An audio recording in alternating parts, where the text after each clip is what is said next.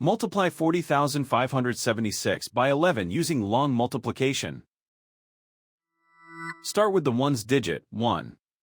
1 times 6 is 6. 1 times 7 is 7. 1 times 5 is 5. 1 times 0 is 0. 1 times 4 is 4. The first partial product is 40,576.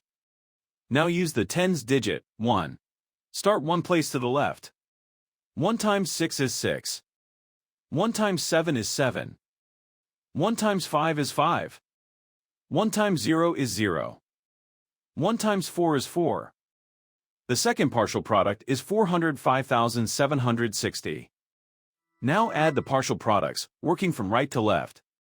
In the ones column, 6 plus 0 is 6. In the tens column, 7 plus 6 is 13. Put 3 in this column and carry 1.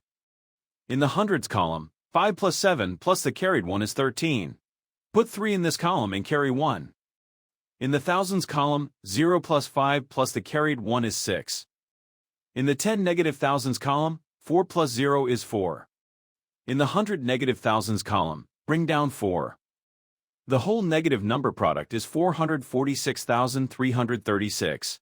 So 40,576 times 11 is 446,336.